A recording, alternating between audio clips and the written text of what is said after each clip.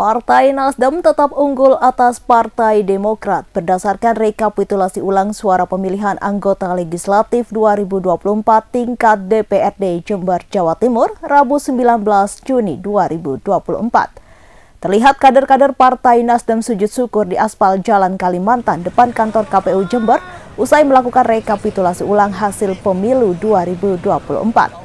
Hal itu dilakukan setelah KPU Jember melaksanakan putusan Mahkamah Konstitusi untuk melakukan pencermatan ulang terhadap C Plano 18 tempat pemungutan suara di Kecamatan Kaliwates.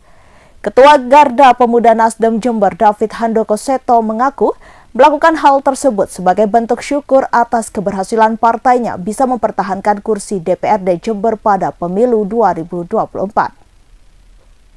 Menurutnya, versi Partai Demokrat selisih suaranya hanya 48 unggul Partai Nasdem di daerah pemilihan 1 Jember. Sementara itu, Ketua KPU Jember Desi Anggraini mengatakan hasil pencermatan ulang terhadap formulir C Plano di 1 TPS 043 Kelurahan Jember Kidul, Kecamatan Kaliwates, Jember, perolehan suara Partai Nasdem berkurang 2.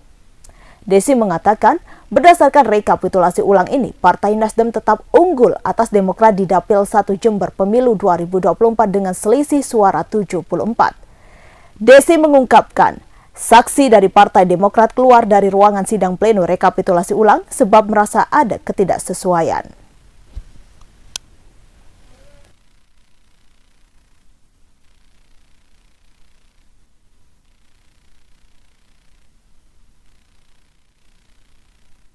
Terima kasih kepada Kepolisian Republik Indonesia dalam hal ini yang sudah mengamankan jalannya acara pencermatan data sesuai dengan perintah MK di keputusan perkara nomor 118. Mas, tadi kenapa sujud di jalan?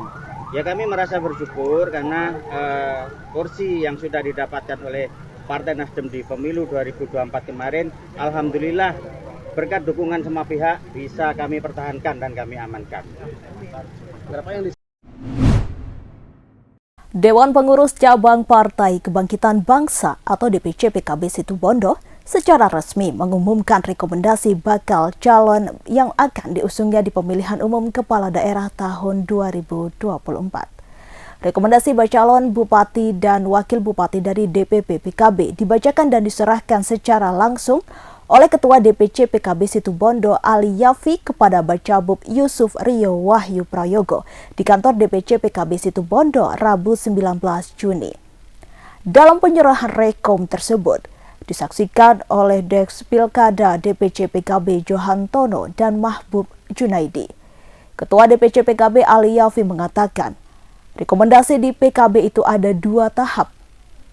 Untuk rekom yang pertama diberikan kepada Yusuf Rio Wahyu Prayogo dan akan ditindaklanjuti rekom tahap yang kedua.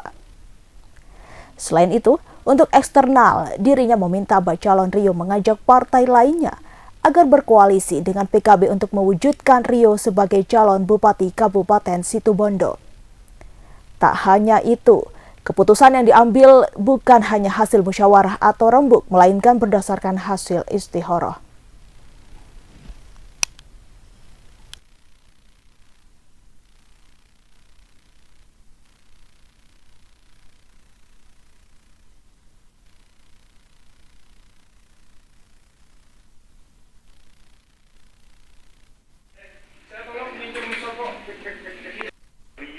Terkait dengan rekom hari ini yang jatuh kepada Mas Rio ini.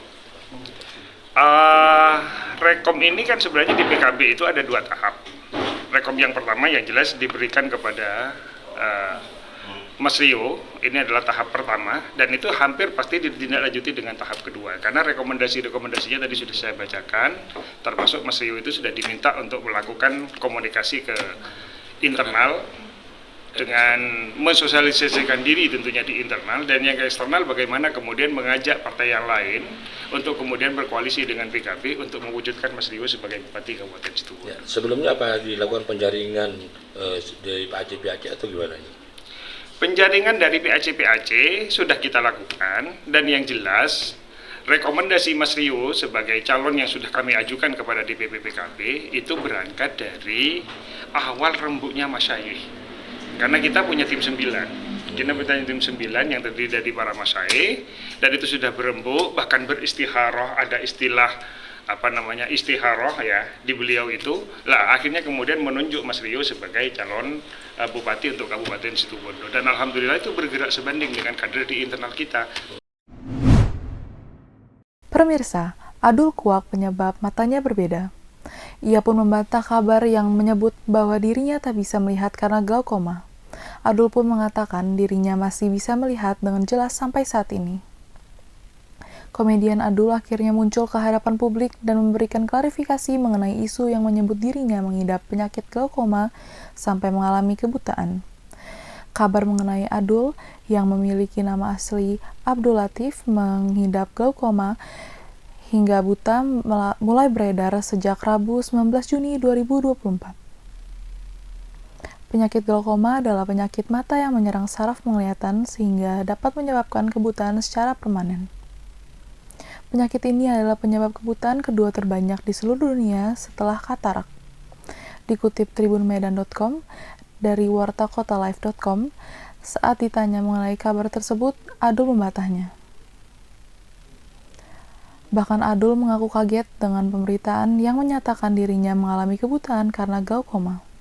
Adul mengaku miris saat mendengar pernyataan itu, namun tidak mau ambil pusing. Meski kaget dengan banyaknya pemberitaan mengenai dirinya disebut mengidap glaukoma sampai dia katakan buta, Adul tidak mau mempermasalahkannya. Adul bercerita mengapa ia selalu memakai kacamata hitam, sebab Adul tak kuat dengan silaunya matahari. Sejumlah umat lintas agama secara bergiliran memanjatkan doa-doa di area makam Bung Karno, Kelurahan Bendo Gerit, Kecamatan Sunan Wetan, Kota Blitar, Kamis 20 Juni. Mereka terlihat khusyuk mendoakan Presiden pertama Republik Indonesia, sekaligus proklamator kemerdekaan Republik Indonesia Insinyur Soekarno atau Bung Karno. Doa lintas agama yang digelar Dinas Kebudayaan dan Pariwisata Kota Blitar untuk menyambut haul ke-54 Bung Karno yang jatuh pada Jumat 21 Juni. Namun sejak Kamis, sejumlah kegiatan telah digelar untuk memperingati wafatnya Bung Karno. Juru kunci Bung Karno, Kahfi, mengatakan, doa lintas agama diikuti 6 umat agama yaitu Kristen, Katolik, Hindu, Buddha, Islam, dan juga Konghucu. Sejumlah umat agama secara bergiliran memanjatkan doa-doa di area makam Bung Karno. Setelah doa lintas agama akan digelar manakiban dan tabarakan hingga pukul 1 siang waktu Indonesia Barat. Setelah itu akan digelar tumpengan pada sore hari dan dilanjutkan acara salawatan serta pengajian di kawasan makam Bung Karno pada malam hari. Menurut Kahfi, tiap momen haul Bung Karno pengunjung di kawasan makam Bung Karno selalu ramai. Banyak rombongan pengunjung dari luar kota yang datang untuk berziarah di makam Bung Karno, Kota Blitar. Sebelumnya, Kepala Disbudpar Kota Blitar, Edi Wasono, mengatakan sejumlah anak dan cucu Bung Karno dikabarkan hadir di acara haul Bung Karno di Kota Blitar. Sejumlah anak Bung Karno yang akan hadir di haul tersebut yakni Presiden kelima Republik Indonesia Megawati Soekarno Putri dan Sukmawati Soekarno Putri. Tetapi informasi kepastian kehadiran Bu Mega belum pihaknya terima. Informasi awal beliau akan hadir di acara haul Bung Karno. Sedangkan cucu Bung Karno yang akan hadir yaitu Marha Endra Putra. Marha Endra akan menyertakan lukisan Bung Karno kepada pemerintah Kota Blitar di acara haul. Dan Tribuners, saat ini saya telah terhubung dengan rekan Samsul Hadi yang akan melaporkan langsung dari lokasi. Ya baik, selamat sore Tribuners. Saya sekarang berada di kawasan makam Bung Karno Kota Blitar dan hari ini merupakan rangkaian acara haul ke-54 Bung Karno di Kota Blitar. Jadi sejumlah acara sudah digelar di kawasan makam Bung Karno Kota Blitar sejak tadi pagi, yaitu mulai ada sembaan Al-Quran, lalu doa lintas agama, lalu ada manakiban, dan pada sore hari ini akan digelar kenduri tumpeng atau biasanya selamatan tumpeng di kawasan makam Bung Karno Kota Blitar. Ini tepatnya berada di City Walk di jalan depan makam Bung Karno di Kota Blitar. Dan pada nanti malam akan dilanjutkan dengan acara sholawatan dan pengajian sebagai acara Haul Bung Karno di Kota Blitar.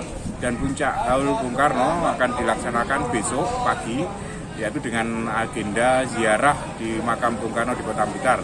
Dan informasinya besok itu ada anak dan cucu Bung Karno yang ikut hadir dalam acara Haul Bung Karno di Kota Blitar. Informasinya yang anak-anak Bung Karno yang akan hadir yaitu Megawati Soekarno Putri, lalu ada Sukmawati Soekarno Putri dijadwalkan hadir di Kota Blitar. Sedangkan cucu Bung Karno yang akan hadir ada Mar Hendra, merupakan anak dari Rahmawati, almarhumah Rahmawati, dan juga ada putra Soekarno Al-Haddad yang merupakan anak dari Sukmawati Soekarno Putri. Untuk putra Soekarno Al-Haddad ini sudah berada di Kota Blitar dan tadi sempat singgah di makam Bung Karno. Dan rencananya besok putra Soekarno Al-Haddad juga akan memberikan hadiah lukisan Bung Karno kepada pengelola makam Bung Karno. Dan acara kenduri tumpeng yang sore ini digelar itu biasanya diikuti para pedagang yang berada di kawasan makam Bung Karno dan juga masyarakat umum yang sedang berziarah untuk memperingati wafatnya Bung Karno atau Haul Bung Karno di Kota Blitar. RF 19 tahun pelajar SMA ini nekat kirim video ranjang ke orang tua pacarnya. Ia mengirim video mesum dengan anak dari si orang tua tersebut Rabu 19 Juni 2024. Niat pelajar SMA ini ingin mendapatkan restu hubungan dengan pacarnya. Mendapatkan video mesum ini, orang tua syok dan melaporkan pacar anaknya ke Polrestabes Semarang. Lebih murka ketika orang tua si gadis mengetahui jika mereka sering berhubungan layaknya suami istri selama 4 bulan terakhir ini. Beginilah cerita dari pengakuan tersangka. Seorang pelajar SMA Semarang berinisial RF 19 tahun meminta doa restu kepada orang tua pacarnya dengan cara mengirim rekaman video adegan intim. Video intim tersebut tak lain dilakukan RF bersama pacarnya berinisial NH 17 tahun. Sontak, bukannya merestui, orang tua korban malah murka.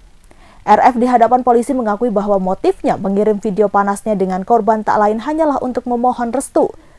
RF dan NH merupakan teman satu kelas di sebuah SMA di Kecamatan Ngalian. Mereka sepakat menjalin asmara sejak 4 bulan lalu. Selama menjalin asmara, RF mengajak NH melakukan hubungan intim layaknya pasangan suami istri di kamar kos milik ibunya. Ketika berhubungan intim tersebut, RF merekamnya menggunakan handphone. Video adegan ranjang itu menjadi alat bagi RF untuk mengancam korban. Puncaknya, RF mengirim video tersebut ke orang tua korban dan ke satu grup WhatsApp beranggotakan teman-teman korban. Orang tua korban yang dikirim video tersebut lantas murka, mereka lalu ke kos RF untuk menanyakan maksud video tersebut. Ternyata saat bertemu, RF masih ada video lainnya yang membuat orang tua korban kian syok. Mereka lalu melaporkan tersangka ke Polrestabes Semarang pada Jumat 14 Juni. Kasubnit 2 Unit PPA Polrestabes Semarang, Ibda Dinda Aprilia mengatakan, tersangka RF juga mengancam korban. Ancaman berupa video akan disebar sehingga korban tak berani bilang ke orang tuanya. Pihaknya mengatakan antara korban dan tersangka merupakan teman satu kelas 2 SMA di sebuah sekolah di Kota Semarang. Akibat kasus itu, tersangka RF dijerat pasal 81 junto pasal 76D dan pasal 82 junto pasal 76E Undang-Undang Nomor 17 Tahun 2016 tentang perubahan kedua atas Undang-Undang Nomor 23 Tahun 2002 tentang perlindungan anak. Ancaman hukuman terhadap tersangka adalah 15 tahun penjara. Warung soto Dahlok di Kabupaten Jember memiliki resep khusus untuk mempertahankan cita rasanya di tengah membeludaknya bisnis kuliner. Kuliner yang berada di Jalan Fathahillah Jember ini berdiri sejak 1958, masih mengandalkan resep turun-temurun. Hal itulah yang membuat para konsumen tetap memburu kuliner legendaris ini. Meskipun telah banyak varian soto baru dari para pembisnis makanan sekarang, Agus Subiantoro, pengelola warung soto Dahlok, masih sibuk melayani konsumen yang memesan untuk makan siang Kamis 20 Juni. Terlihat beberapa karyawannya memotong daging ayam goreng untuk dibuat kecil-kecil. untuk dimasukkan di dalam mangkuk yang telah berisi bumbu soto dan juga nasi. Setelah seluruh bumbu dan rempah telah ditata sedemikian rupa, dia menyiramkan kuah ke dalam mangkuk yang telah berisi nasi dan potongan daging. Agus mengungkapkan untuk bisa bertahan hingga sekarang, ia tetap mempertahankan kualitas rasanya dengan resep yang diberi oleh kakek neneknya. Menurut Agus, bumbu dasar masih sama dengan soto pada umumnya, namun yang membedakan adalah kualitas kuahnya. Agus mengungkapkan kuah soto Dahlok lebih encer dan tak berminyak. Hal itulah yang menjadi ciri khas utama kuliner ini tetap eksis hingga puluhan tahun. Agus menuturkan harga kuliner ini cukup bervariasi sesuai porsi yang dipesan oleh para pelanggan, mulai dari Rp14.000 hingga Rp40.000. Dalam sehari, Agus menghabiskan 50 mangkuk soto dari berbagai varian porsi. Download Tribun X sekarang, menghadirkan lokal menjadi Indonesia.